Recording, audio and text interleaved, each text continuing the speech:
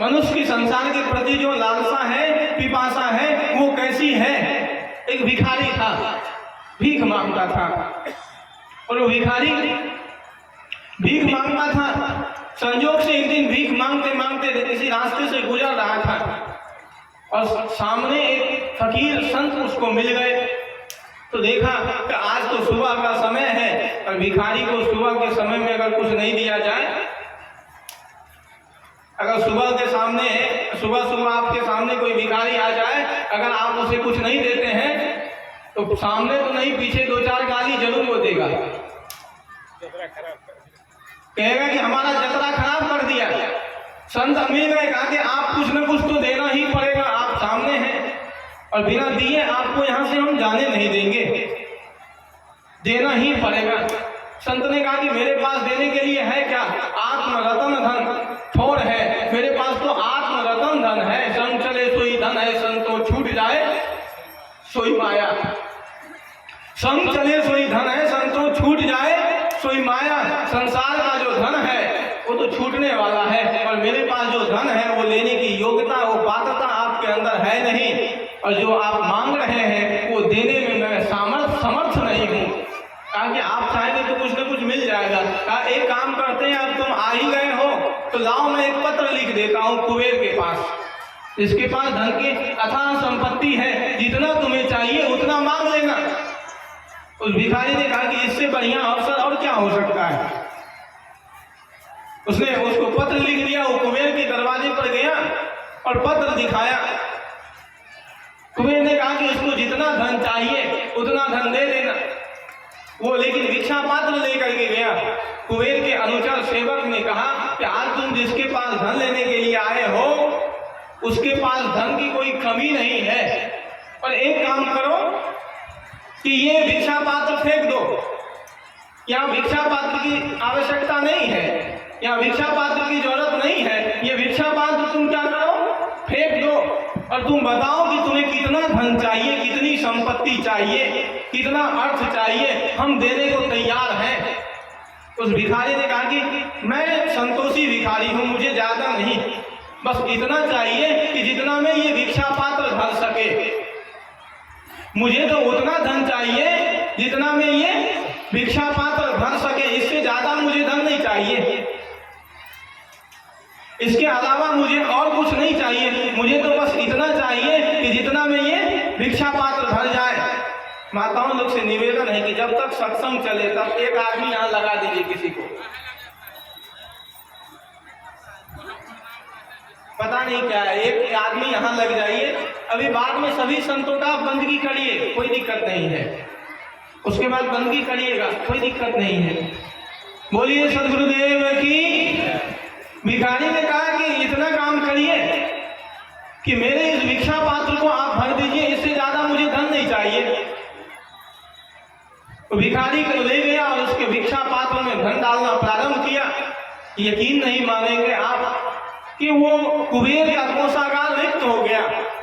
कुबेर का कोषागार क्या हुआ, रिक्त हो गया, लेकिन उस भिखारी का भिक्षा पात्र नहीं भरा।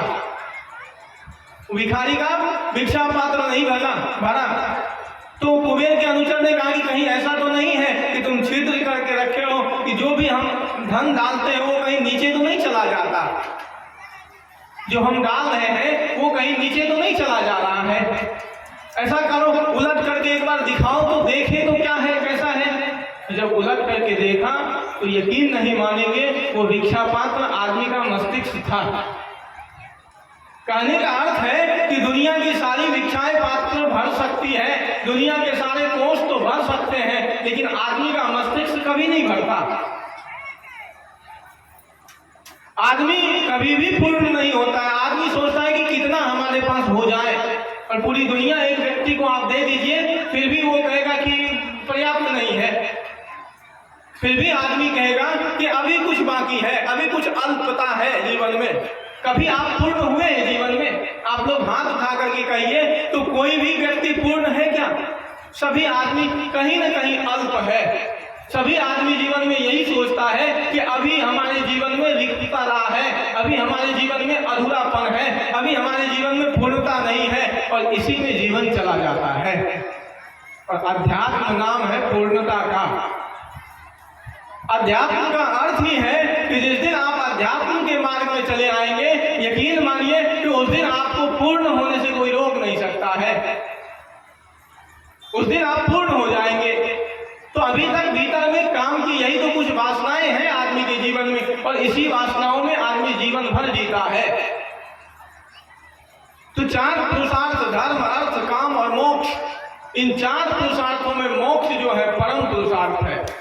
और वो अध्यात्म, आत्मा के तरफ लौटने का काम जिस दिन आप कर लेंगे, जिस दिन आप अपने तरफ लौटना प्रारंभ कर देंगे, यकीन मानिए कि उस दिन आपका कल्याण जरूर हो जाएगा।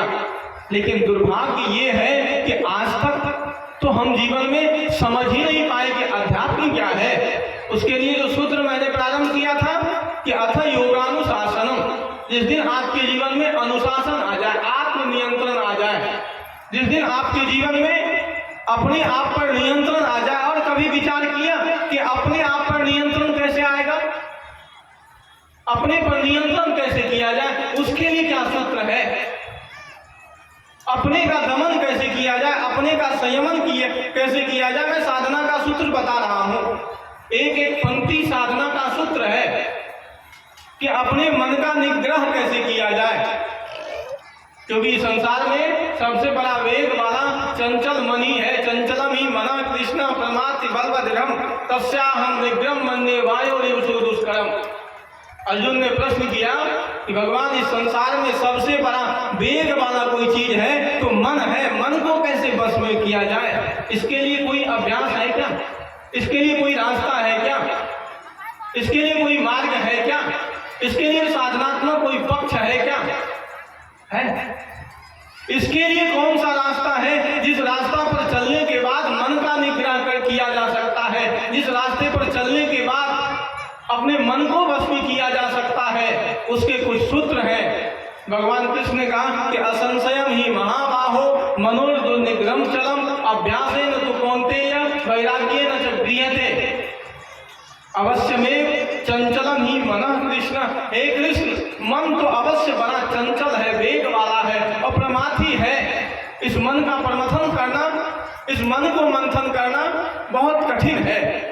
लेकिन एक रास्ता है जिसके द्वारा मन का मंथन किया जा सकता है, जिसके द्वारा मन का मंथन करके, मन का निग्रह करके अध्यात्म की ओर लौटा जा सकता है, अपना कल्याण साधा जा सकता है, जो मानव जीवन का चरम और परम लक्ष्य है। उसके लिए का केवल एक ही रास्ता है। का वो कौन सा रास्ता है? वो कौन सा ऐसा रास्ता है जिस रास्ता पर चलने के बाद आदमी अपने मन का मंथन कर सकता है, अपने मन को नियंत्रण कर सकता है? जिस साधक के जीवन में आज तक तो आपने दुनिया की भौतिक संपदा बहुत इकट्ठी की, लेकिन आज बहुत बड़ी बात बता रहा हूं, जिस साधक के जीवन में 6 प्रकार की संपत्ति आ जाती है, वो साधक एक न एक दिन अवश्य अपने मन का निग्रह कर लेता है। क्या है वो सटक संपत्ति? 6 प्रकार की संपत्ति। अभी तक में तो आपने सोचा होगा कि धन क्या है, संसार का वैभव धन है, सोना चांदी धन है, यही समझते हैं ना। धन का अर्थ क्या? सोना चांदी, आभूषण, गहने, जेवरात, पैसा, रुपया, यही धन समझते हैं ना। जमीन, कितने आपके पास जमीन है, और जब मरेंगे, जब शरीर छूटेगा तो वो धन जाएगा, जाएगा। हमारे राजू जी वीडियो कर रहे हैं, ये भजन गाते हैं कि जब तक अर्थ कमाया लाया तब तक तो हो जाती चलने की तैयारी।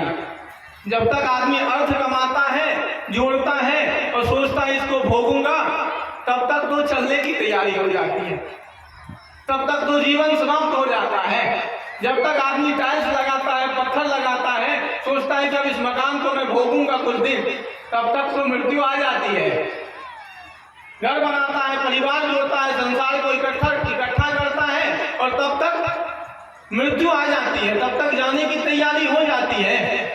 जब तक आदमी संसार में भूला रहता है और होश जब आता है, तब तक आदमी सोचता है कि जीवन तो समाप्त हो गया है। कैसे? एक भंवरे की कहानी सुने कभी? एक भंवरे की कहानी मैं सुना देता हूँ, फिर अपने विषय पर आऊंगा। एक भंवरा को देखे, हमारी